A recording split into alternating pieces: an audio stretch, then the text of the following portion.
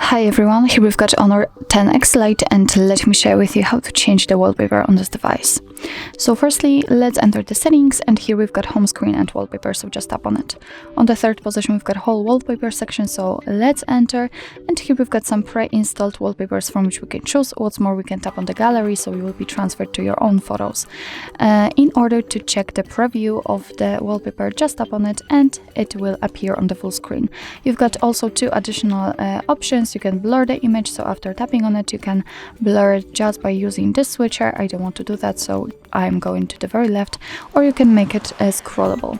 If you're happy with your choice, just tap on the stick icon, and here you can decide where you want to set it. So you can set it as a lock screen, home screen, or both. So I will pick both options, and let's wait a second because the wallpaper will be set. Okay, now we can go back and check, and as you can see, it has been immediately applied to the home page. Let's check the lock screen also, and as you can see, it is visible right here.